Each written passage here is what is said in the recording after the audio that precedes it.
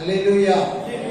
நாம் பற்றி கொள்ள வேண்டிய 10 காரியங்கள். நாம் பற்றி கொள்ள வேண்டிய, பற்றினா பிடிக்குதா, இறுக பற்றி பிடித்துக் கொள்ள வேண்டிய 10 காரியங்களை உங்களுக்கு நான் சொல்ல வேண்டும் என்று விரும்புறேன். அல்லேலூயா, அல்லேலூயா. கடல்ல மஞ்சள் கலர்ல ஒரு மீனை போல, மீன் மாதிரியே இருக்கும், ஆனா மஞ்சள் கலர்ல இருக்கும். இது பயங்கரமான சுவை உள்ளது. இது உடம்புக்கு மிகவும் சத்து. இதை எப்படியாவது குடிக்க வேண்டும் என்று சொல்லி இந்த மீனவர்கள் என்ன பண்ணுவாங்கன்னா, அதை வலையால எல்லாம் பிடிக்க முடியாது, வலையால தூண்டிலால எல்லாம் பிடிக்க முடியாது. அதை பிடிக்கிறதுக்கு அது தனிய மேல மேய்ந்து கொண்டு இருக்கும் போது போய் உமல் மாதிரி போட்டு அதை உள்ள அப்படியே மாட்டை வச்சு தூக்கிடுவாங்க. இது என்ன பண்ணும்னா, சில வேளை அந்த பிடிக்க வருகிறவர்கள் அதை கண்டுபிடிச்சிட்டா அது பாறைகள் இருக்கிற இடங்கள்ல தான் மேய்ஞ்சிக்கிட்டு இருக்கும். டக்குன்னு போய் பாறையை போய் பிடிச்சிடும்.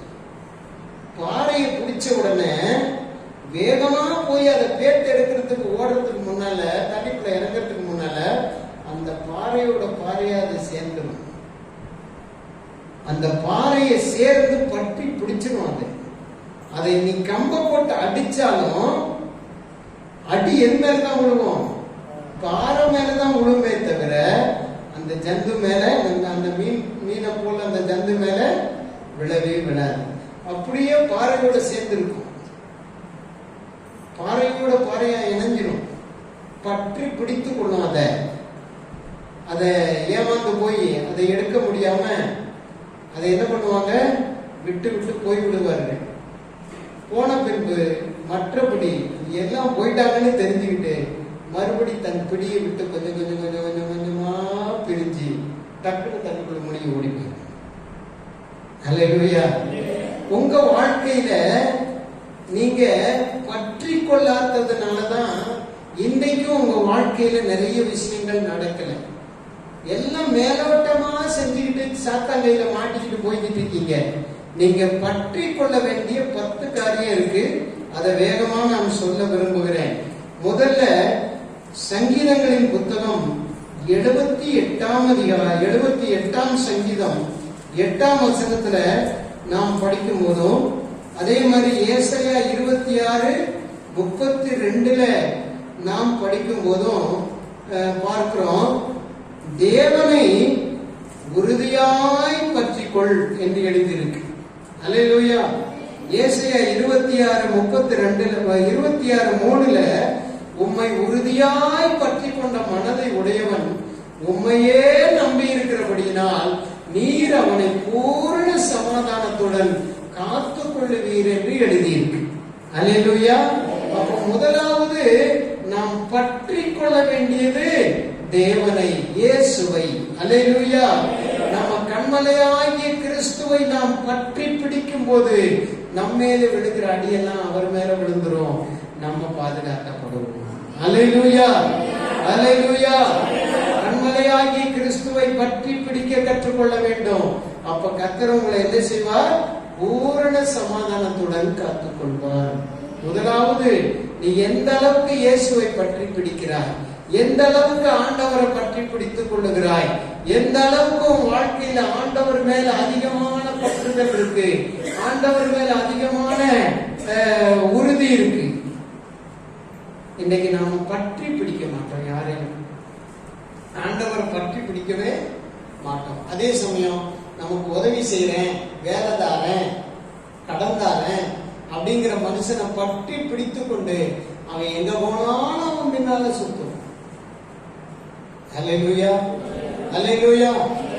உலக மனிதன் எல்லாம் தெய்வம் என்ற பெயரிலே பல வேஷங்களை போட்டுக்கொண்டு, பல கோஷங்களை போட்டுக்கொண்டு எப்படியாவது அந்த தெய்வத்தை போய் சென்றடைய வேண்டும் என்று சொல்லி அப்படியே தவம் இருந்து கால்நடையா நடந்து, அல்லேலூயா.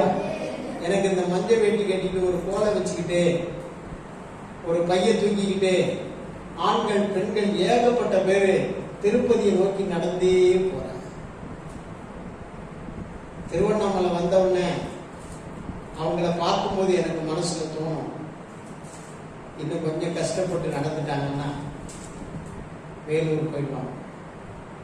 அல்லேலூயா. வேலூர்ல இருந்து கொஞ்சம் ரெஸ்ட் எடுத்துட்டு கொஞ்சம் கஷ்டப்பட்டு நடந்துட்டாங்கன்னா ஆந்திராக்குள்ள போயிடுவாங்க. ஆந்திராக்குள்ள கொஞ்சம் போயிட்டாங்கன்னா திருப்பதி என்கிற ரூட்ல அவங்க எப்படியும் கஷ்டப்பட்டு நிழல்கள் அங்கே எங்கே பார்த்து ரொம்ப வெப்பமா இருக்கும், அதிகமா மரங்கள் இருக்காது, மரமே இருந்தாலும் காஞ்ச மரமா தான் இருக்கும் ஆந்திராவெல்லாம். அப்படி கஷ்டப்பட்டு எப்படியும் திருப்பதி போய் சேர்ந்துருவாங்க அப்படின்னு எனக்கு தோணும். அல்லேலூயா. ஏன்னா அவங்க தன்னுடைய பக்தியை வெளிப்படுத்துவதற்கு, ஒரு வேண்டுதலை நிறைவேற்றுவதற்கு நடந்தே எந்தெந்த குடும்பங்கள்ல இருந்து, எவ்வளவு உயர்ந்த ஸ்தானத்திலிருந்து, படிப்பிலிருந்து, பட்டத்தை படித்தவர்களே இருந்து, எத்தனை வசதி படைத்தவர்களா இருந்து கலந்து நடந்து போறாங்களோ யாருக்கு தெரியும்? அல்லேலூயா. ஜீவ மார்க்கத்தை அடைஞ்ச நீங்களே உருப்படாம போகும்போது, ஜீவ மார்க்கம்னா என்னன்னே தெரியாம ஒரு தெய்வத்தை நோக்கி போறாங்களே, சாரசாரையா போறாங்களே, எனக்கு கண்ணீர் தான் வரும். அவங்கள பார்த்தா எனக்கு அழகு வந்துடும், நினைக்கும். ஏன்னா அறியாம போறாங்க, ஏசப்பா பத்தி அவங்களுக்கு தெரியல. அவரை உறுதியா பிடிச்சுக்கிட்டா எல்லா சமாதானமும் கிடைக்குமே. எப்படி சொல்றது? யாராவது ஒரு வழியில ஏதாவது ஒண்ணு பார்த்து தெரிஞ்சுக்க மாட்டாங்களா வழியில? அப்படின்னு பல முறை அழுதுருக்கு. இன்னைக்கு அழுகிறேன், ஆண்டவரே இப்படி இந்த ஜனங்க போறாங்க, தெய்வங்கிற பேரை சொல்லிட்டு போறாங்களே, எப்படிப்பா அந்த ஜனங்களுக்கு உங்களுடைய சமாதானம் கிடைக்கும்? ஆண்டவரே இந்த ஜனங்கள்லாம் அறியாம போறாங்கடப்பா அப்படின்னு அழுவேன். நீங்க எல்லாம் கஷ்டப்பட மாட்டீங்க, உங்களுக்கெல்லாம் அதெல்லாம் பார்த்தா கஷ்டமா தெரியாது, எனக்கு தான் தெரியும். ஏன்னா அவங்க உறுதியை பற்றி கொள்றது வேற, எதையோ ஒண்ணு பற்றி கொண்டு போறாங்களே. அவங்களுக்கு ஆண்டவர் தெரியலையே, அவங்களுக்கு இயேசுநாதருடைய அன்பு புரியலையே, அந்த பூரண சமாதானம் அவங்களுக்கு கிடைக்கலையே. அவங்க எப்படி ஆண்டவர் அறிய போறாங்க? நான் சொல்ல போனா நீ மதம் மாத்திரன்னு வந்து சண்டை போடுறான் என்று நான் ரொம்ப கவலைப்படுவேன். உங்க வாழ்க்கையில இன்னைக்கு நீங்க எதை பிடிச்சிருக்கீங்க, எதை பற்றி கொண்டிருக்கிறீர்கள் சொல்லி பாருங்க, யோசனை பண்ணி பாருங்க. ஆண்டவருடைய வசனம் தான் சொல்லி படிக்கிறீங்களா? ஏசாயா 26:3 யாரும் எடுக்கலையா? எடுத்துக்க மாட்டீங்களே. உங்களுக்கு அந்த வசனத்தை எடுக்கணும்ன்ற ஆர்வம் வந்திருக்காது. ஏசாயா 26:3 யாரும் படிக்கலையா? உம்மை உறுதியாய் பற்றி கொண்ட மனதை உடையவன்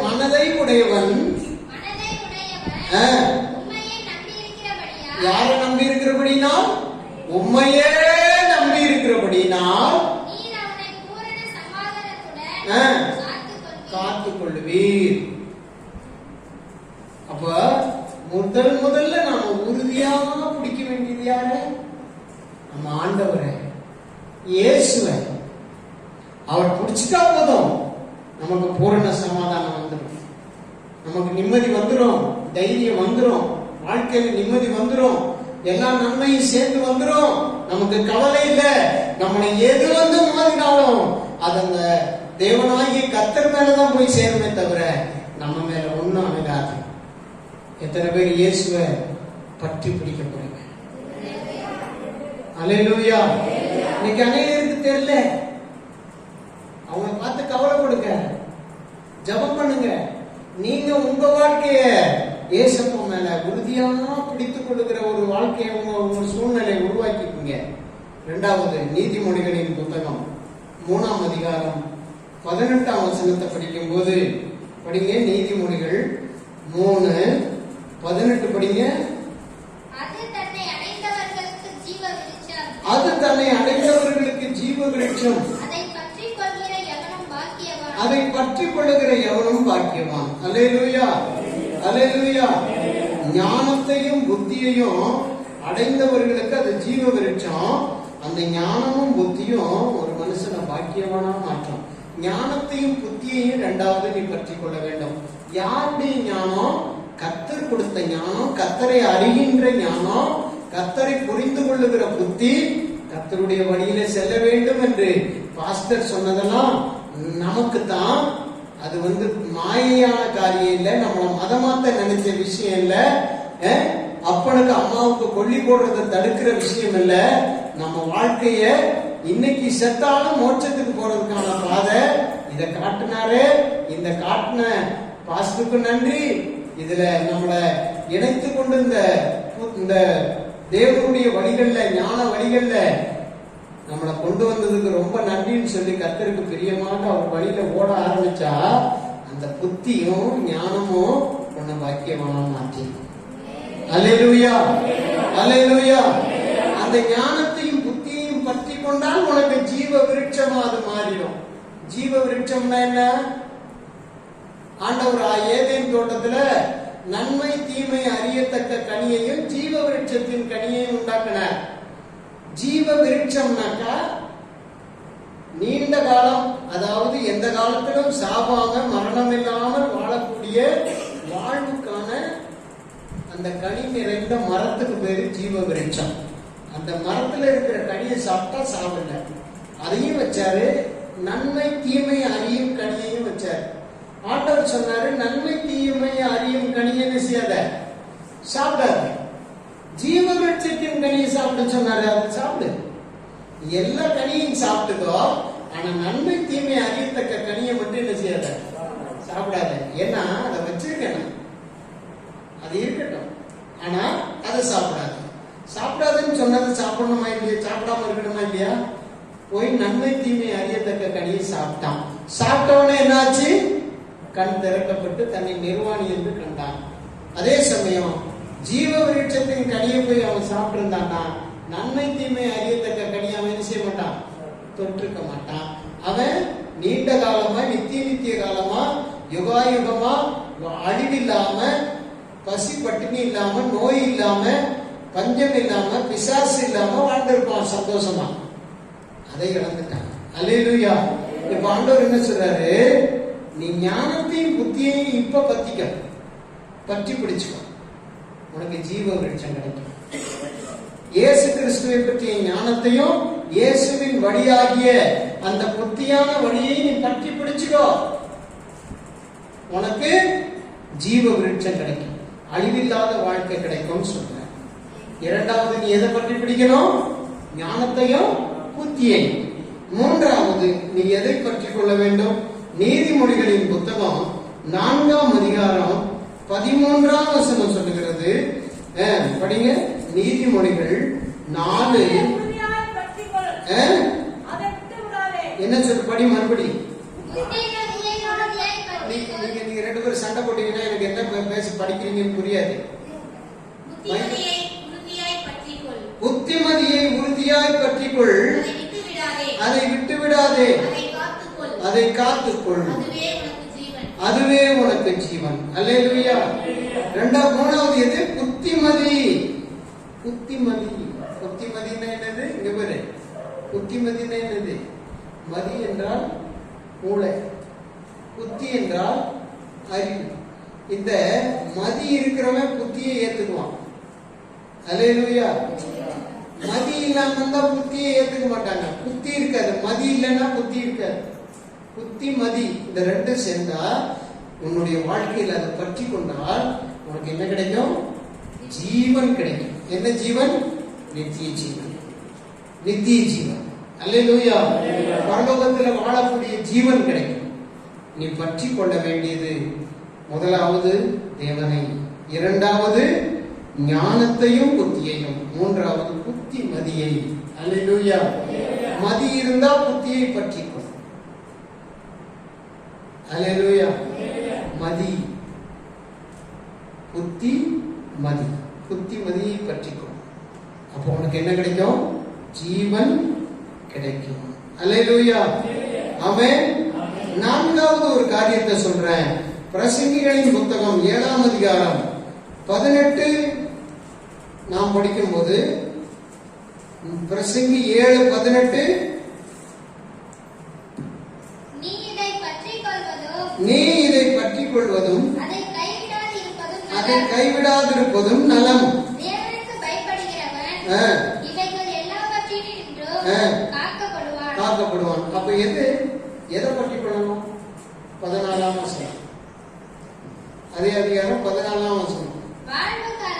வாழ்வு காலத்தில் நன்மையை அனுபவித்திரு.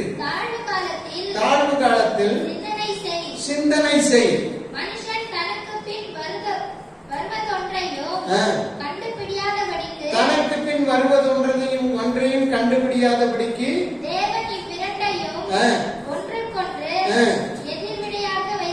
ஒன்றுக்கொன்று எதிர்வினையா வச்சிருக்கிறார். இப்ப பாருங்க, வாழ்வு காலத்துல நன்மையை அனுபவிக்கணும், தாழ்வு காலத்துல சிந்தனை செய்யும்.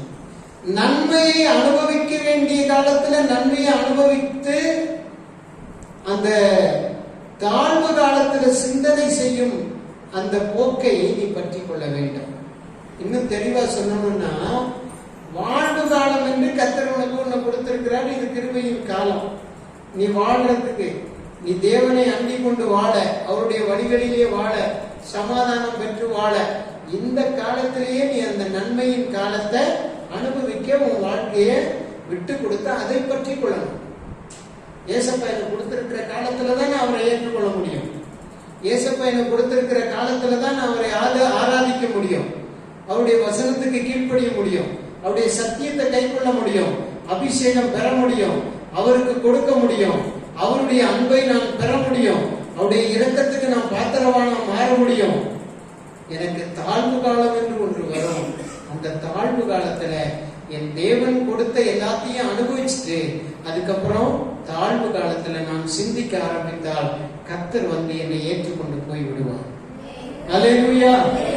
நீ வாழ்வு காலத்திலையும் சிந்திக்கல, தாழ்வு காலத்துல சிந்திக்க உனக்கு வாய்ப்பே இருக்காது. எல்லாமே போச்சு அப்படிங்கிற நிலைமை உனக்கு வரும்போது நீ என்ன செய்வ? இப்ப நீ எதை பற்றி கொள்ளணும்? வாழ்ந்திருக்கும் காலம், வாழ்வு காலத்துல நீ நன்மையை அனுபவிக்கிறத பற்றிக்கணும். வாழ்வு காலத்துல நீ நன்மையை அனுபவிக்கிறதுக்கு இப்பயே அதை பற்றி கொள்ளணும். எனக்கு கிடைச்ச நன்மையை நான் விட மாட்டேன், எனக்கு கிடைச்ச சபையை விட மாட்டேன், எனக்கு கிடைச்ச சத்தியத்தை விட மாட்டேன், எனக்கு கிடைச்ச தெய்வீகத்தை விட மாட்டேன், இந்த ஆவிக்குரிய வாழ்க்கையை விட மாட்டேன் என்று பற்றி கொண்டு இங்க கிடைக்கிற எல்லா நன்மையும் வாரி அனுபவித்து கர்த்தருக்காக நல்ல சந்தோஷமா ஒப்பு கொடுத்து வாழணும். உனக்கு ஒரு தாழ்வு காலம் வரப்போகுது. அந்த தாழ்வு காலத்துல நீ உட்கார்ந்து சிந்தனை செய்யணும். என்ன சிந்தனை? என்ன சிந்தனை? இந்த நெருக்கடி காலத்துல என் தேவாதி தேவனுடைய ஒத்தாசை வேண்டும் கர்த்தாவே என்று நீ அவரை சிந்தித்துக் கொண்டிருந்தால் அதிலிருந்து உன்னை மீட்டெடுக்க கர்த்தர் வருவார். அல்லேலூயா, அல்லேலூயா. கர்த்தர் வரப்போறார். உனக்கு நன்மையின் காலத்துல எனக்கு வேலை இருந்துச்சு, எவ்வளவு திமிரா சொல்ற பத்தியா, எனக்கு வேலை இருந்துச்சு, நேற்று நான் போயிட்டேன், போவேன், எல்லாம் வச்சு ஆப்பு வச்சா போவேன், எல்லாத்துக்கும் ஆப்பு இருக்கு. இது வாழ்வு காலம், வாழ்ந்திருக்கும் காலம், நன்மையை அனுபவிக்கும் காலம், சபையோடு சேர்ந்திருக்கும் காலம், சபை சட்ட திட்டங்களை கை கொள்ள உனக்கு சுகமும் பலமும் ஆரோக்கியமும் கொடுக்கப்பட்டிருக்கிற காலம், உனக்கு நல்ல வாய்ப்புகள் வழங்கப்பட்டிருக்கிற காலம். இப்ப நீ அனுபவிச்சு நீ கர்த்தருக்குள்ள வளரலன்னா உனக்குன்னு ஒரு கேடு காலம் வரும். அதான் சொல்ற தாழ்வு காலம் சொல்றது கேடு காலம். அன்னைக்கு நாம சிந்தனை செய்ய கர்த்தர் நமக்கு வாய்ப்பு கொடுப்பாரு. உட்கார்ந்து உபவாசித்தோம்னா வெற்றி நம்ம தேடி. அல்லேலூயா, அல்லேலூயா. கர்த்தருக்கு ஸ்தோத்திரம். அப்ப இதை நாம என்ன செய்யக்கூடாது? விட்டு விடக்கூடாது.